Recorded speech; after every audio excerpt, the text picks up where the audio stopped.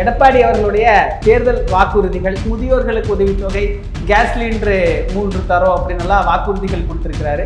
ஸ்டாலினும் எடப்பாடியும் போட்டி போட்டு இலவசம் கொடுப்பாங்க. ஆனா ஸ்டாலினுக்கு தான் அதோட லாபம் கிடைக்குங்கிறது என்னோட கருத்து. அந்த 5ல் 1 விழுக்காடு வந்தாலாவது நமக்கு லாபம் தான்னு அவர் இலவசங்களை அள்ளி விடுறாரு. கசாப்படமா சும்மா சொல்ல வேண்டியது தானே. சசிகலாவை தட்டி விட்டவரு, தினகரனை தட்டி விட்டவரு, ஓபிஎஸ் தட்டி விட்டவரு, அண்ணாமலையை நீக்கி விட்டவரு, ராமதாஸை தட்டி விட்டவரு, எல்லாத்துக்குமே அல்வா கொடுக்கறதுல கில்லாடி எடப்பாடி. விஜய் கிட்ட அல்வா வாங்கி சாப்பிட்டுட்டாரு. அதிமுக ஓட்டு வங்கிக்கான ஒரு பலகீனம் அடையக்கூடிய எடப்பாடி ஓட்டு தான் வரும்னு அவரு தெளிவா எம்ஜிஆர் ஜெயலலிதா ஆரம்பிச்சிட்டாரு.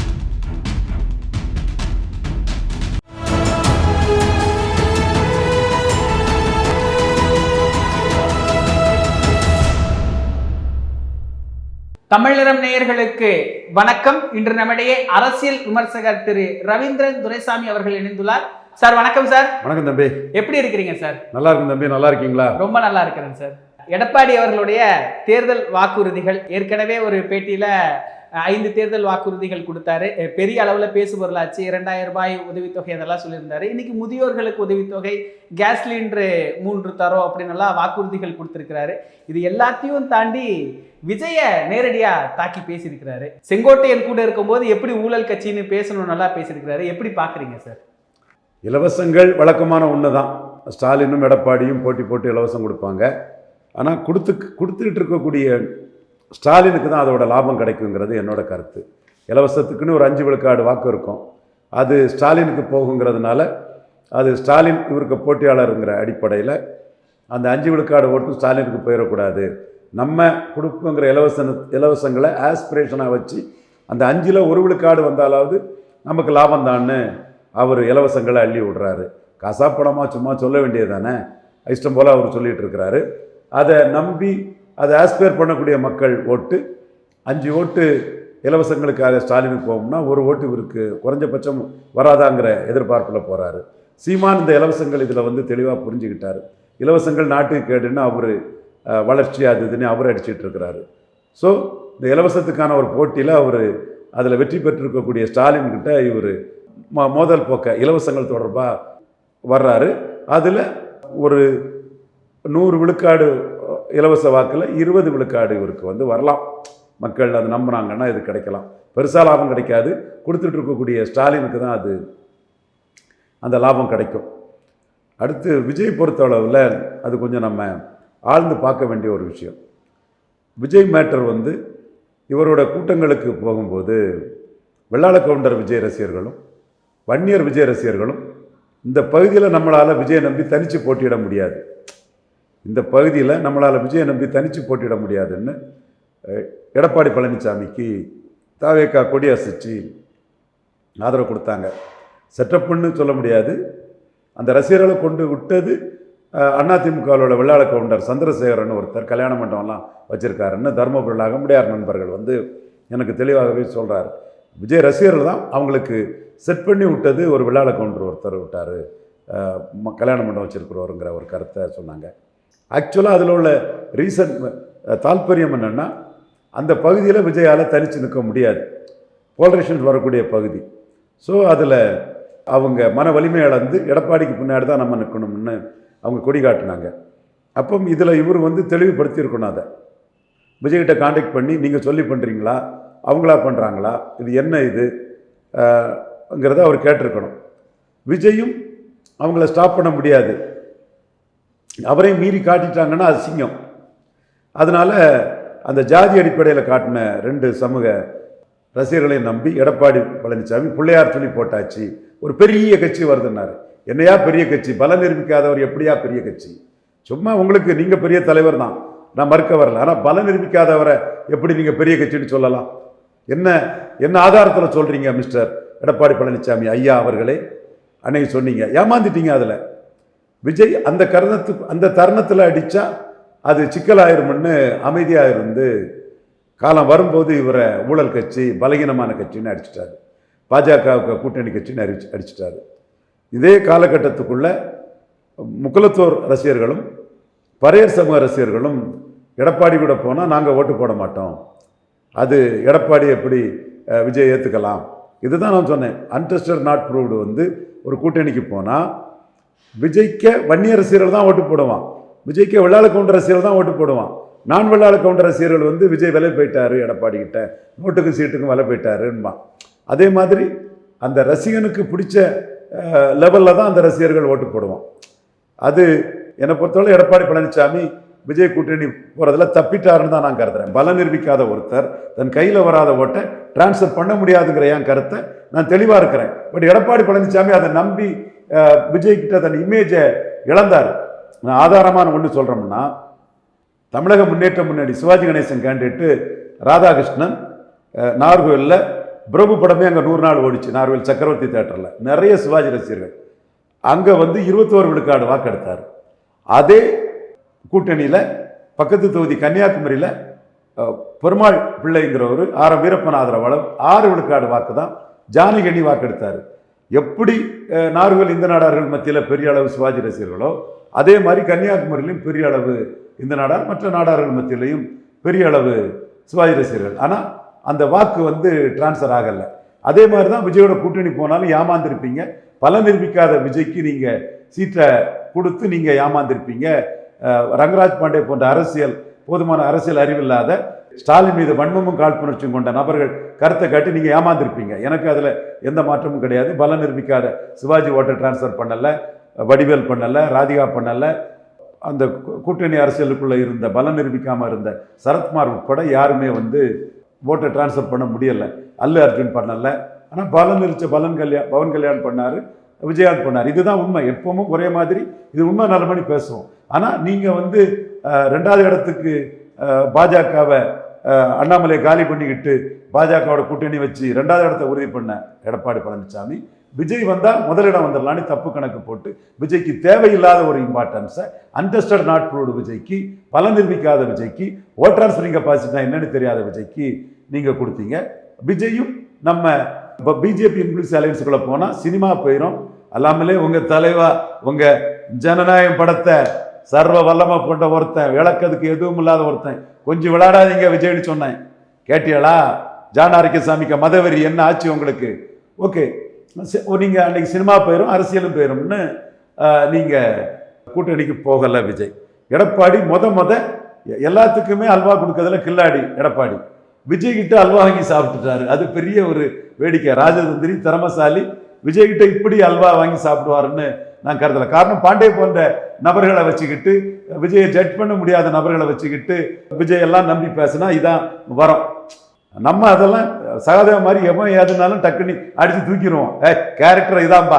நீ ரஜினியும் கமலும் நிற்கும் போது புலி படம் தோல்வி அடைஞ்ச பிறகு எங்க அண்ணன் ரஜினி காலில் விழுந்துக்கிட்டு சீனியர் நடிகர் கமல்ஹாசனை அவமானப்படுத்திட்டு போனால் ரஜினிக்குன்னு பெரிய வலிமை இருக்குது, ரஜினியை சொல்லி தான் வசூல் பார்த்தோம், கமலுக்கு அந்த வலிமை இல்லைங்கிற மாதிரி கமல் அவமானப்படுத்திட்டு போகிற சீனியாரிட்டிக்கு நீ காலில் விழல. இவனுக்கு ரசிகர் பலம் இருக்கு. அந்த ரசிகர் தனக்கு எதிராக போனதுல புலி அடிபட்டுங்கிற அச்சத்துல போய் காலில் விழுற. அப்போ உன்னோட கேரக்டர் எப்படிங்கிறது தெரியும். அவனே நீ எதுக்கு என்னென்ன வேஷத்தை போடுவ, சிவகார்த்தியனை கண்டு எப்படி பயந்து இது பண்ணுவ, போட்டியா சிவகார்த்திய படம் விழுந்தா படம் கொடுத்த ஆட்களை வச்சு சிவகார்த்தியனுக்கு எதிராக எப்படி கேரக்டர் அசோசியேஷன் பண்ணுவாங்கலாம் நமக்கு தெரியும். அப்போ எடப்பாடி பழனிசாமி அது தெரியாம தெளிவா விஜய் கிட்ட ஏமாந்துட்டாரு. இப்ப விஜய் வந்து எடப்பாடி பழனிசாமி ஊழல் கட்சினே அடிச்சிட்டாரு, பலகீனமானு அடிச்சிட்டாரு, எல்லாத்துக்கும் மேல பாஜகவுக்கு கூட்டணி கட்சினே அடிச்சிட்டாரு. அது உண்மை இல்லை. நான் என்னைக்குமே அது காம்ப்ரமைஸ் தான் பேசியிருப்பேன்.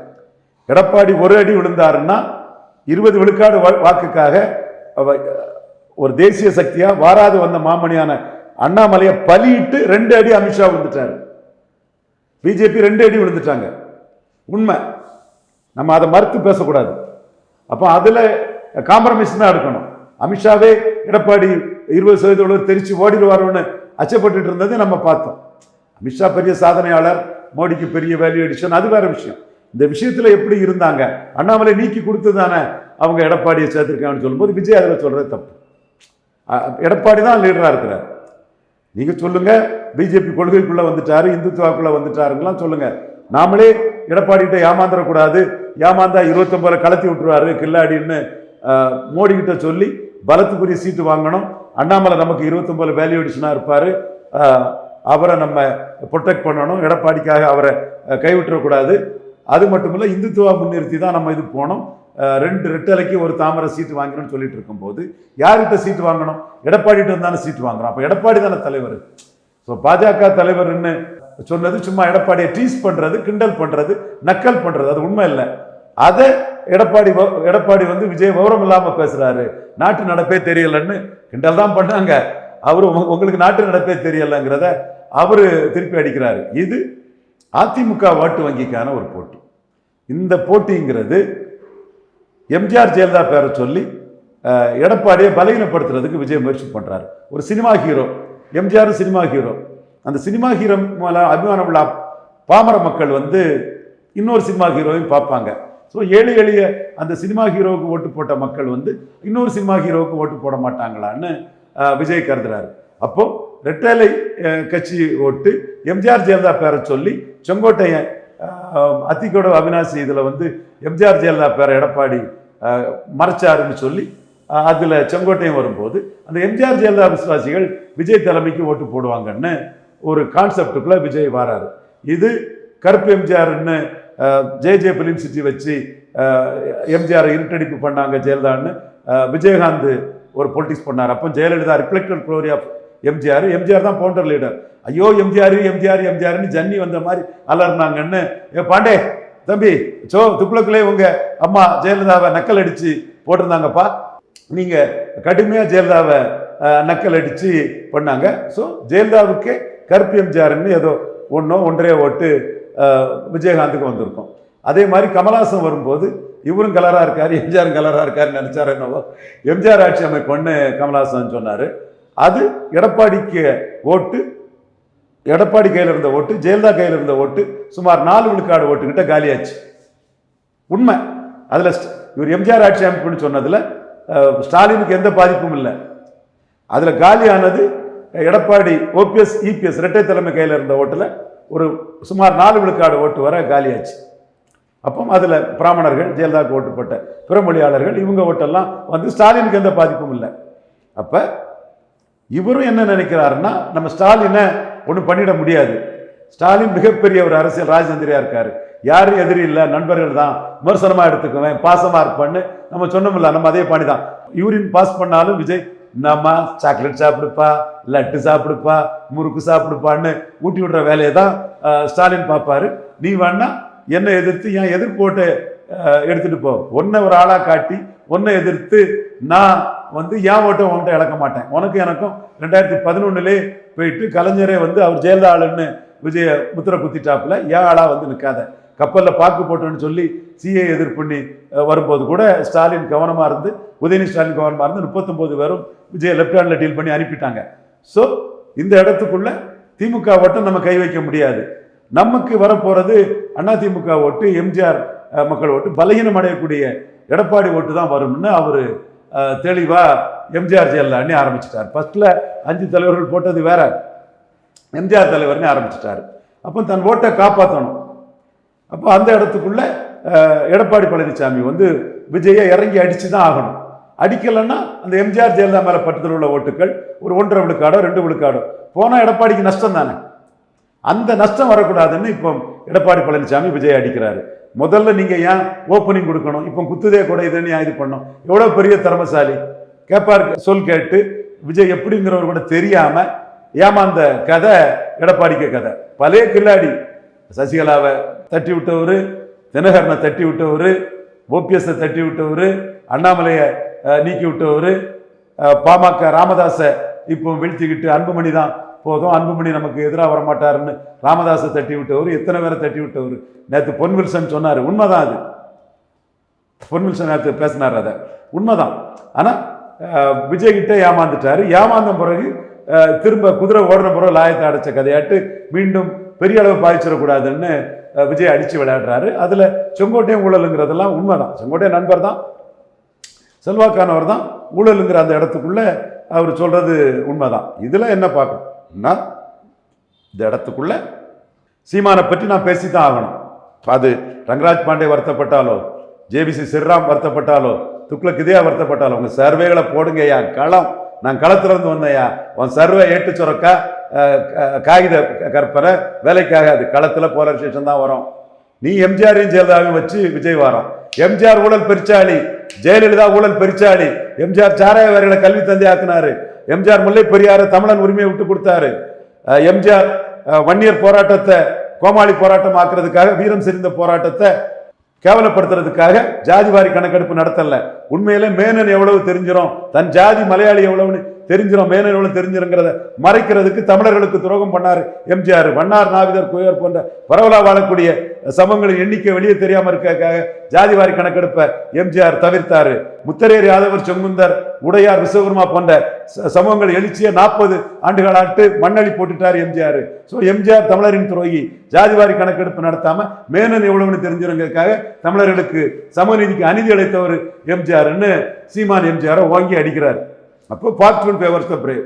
அப்போ துக்ளக் இதயா, கருத்து கணிப்பு வடமேலம் கே கிஷோர் கே சாமி, ரங்கராஜ் பாண்டே, ஜேபிசி ஸ்ரீராம் சகோதரர்கள் தான், நண்பர்கள் தான். சீமான் போலரைஸ் பண்றாரு இந்த இடத்துக்குள்ள. நீ ஊண்டுகோலை வச்சு நடக்க முடியாம, தெம்பு இல்லாம, திராணி இல்லாம, எம்ஜிஆர் ஒரு கையில ஊண்டுகோலாட்டும், ஜெயலலிதா ஒரு கையில ஊண்டுகோலாட்டும், உன் மேல நம்பிக்கை இல்லாம ஊழல் எம்ஜிஆரையும் ஊழல் ஜெயலலிதாவையும் தூக்கிட்டு வர. நான் எம்ஜிஆருக்கு ஊழலையும் ஜெயலலிதாவுக்கு ஊழலையும், ஜெயலலிதா ஊழல்ல கன்விட் ஆனவங்களும், மாவீரன் ஜெயகுரு மரணத்துக்கு ஊழல் ஜெயலலிதா காரணமானவனும் ஜெயகுரு இமேஜை நான் ப்ரொஜெக்ட் பண்றேன். பிரபாகரன் மீது பற்றுதல் கொண்ட ஜெயகுரு இமேஜை நான் ப்ரொஜெக்ட் பண்றேன். வீரப்பன் மீது மனக்காவலன் வீரப்பனுக்காக டிஃபெண்ட் பண்ணின ஜெயகுரு இமேஜை நான் ப்ரொஜெக்ட் பண்றேன். எடப்பாடிக்குள்ள வீரப்பனை என்கவுண்டர் பண்ண ஜெயலலிதா சரின்னு ஓட்டு எடுக்க முடியுமான்னு எம்ஜிஆர் ஜெயலலிதாவுக்கு மாற்று போலரைஸ் பண்றாரு. துக்ளக் இதயா போலரைசேஷன் என்னன்னு புரியுதா? கருத்து கணிப்பு துக்ளக் இதயா போலரைசேஷன் என்னன்னு புரியுதா? மீண்டும் போய் ஒரு கருத்து கணிப்பு எழுதுங்க. சீமான் எம்ஜிஆர் ஜெயலலிதா ஊழல் பெருச்சாளிகள்னு சொல்றது சரியா? எம்ஜிஆர் ஜெயலலிதா யோக்கியம்னு விஜய் சொல்றது சரியா? எடப்பாடி சொல்றது சரியா? இதை வந்து மீண்டும் ஒரு கருத்து கணிப்பு எடுங்க. ரங்கராஜ் பாண்டே கருத்து கணிப்பு எடுங்க. ஜேபிசி ஸ்ரீராம் கருத்து கணிப்பு எடுங்க. இடமலம் கிஷோர் கே சாமி. மக்கள் எம்ஜிஆரும் ஜெயலலிதாவும் ஊழல் பெருச்சாளி, எம்ஜிஆர் இந்த இடத்துல எல்லாம் தமிழனுக்கு துரோகம் பண்ணனாங்கிறத ஏற்றுக்கொள்ளக்கூடிய சீமானுக்கு ஓட்டு போட்டுட்டு, என் இனத்தின் மிகப்பெரிய கலைப்பெருமை தமிழன் சிவாஜின்னு அவன் புகழ கெடுக்க பார்த்தீங்க. கருணாநிதியோட சேர்ந்து பாரத் பட்டத்துக்கு தகுதியான சிவாஜிக்கு அந்த பாரத் பட்டத்தை வாங்காம எம்ஜிஆருக்கு வாங்கி கொடுத்தீங்க. பாரத் பட்டத்துக்கு எவனுக்கு இங்க தகுதி? இந்த மண்ணுல சிவாஜி கணேசனுக்கு தகுதியா, எம்ஜிஆருக்கு தகுதியா? நீ எம்ஜிஆருக்கு வாங்கி கொடுத்தீங்க. இதெல்லாம் வச்சு தமிழர் அடையாளத்துக்கு சீமான் வராரு. மலையாளி எம்ஜிஆர், கன்னடர் ஜெயலலிதா மாஸ் லீடரா இருந்தாலும் அவங்களை எடுத்து பிச்சை எடுக்கக்கூடிய அரசியலை விஜய் பண்றாரு. இது போலரைசேஷன் எப்படி வரும்னு பார்ட்மெண்ட் ஃபேவர்ஸ் தி பிரேவ்ங்கிறது உண்மையாலையானு துக்ளக் இதயா கருத்து கணிப்பு எழுதிட்டு அதுக்கப்புறம் ஒரு கருத்து கணிப்பை பேசிட்டு இதை கேள்வியா வைக்கணும். இந்த போலரைசேஷனை கேள்வியா வைக்கணும். அப்ப எம்ஜிஆர் ஜெயலலிதா ஓட்டுக்கு எடப்பாடி கிட்ட விஜய் சண்டைக்கு போறாரு. எம்ஜிஆர் ஜெயலலிதா ஊழல் பெருச்சாளின்னு தமிழர்கள் ஓட்டுக்கு சீமான் இருக்கிறாரு. இந்த உண்மை.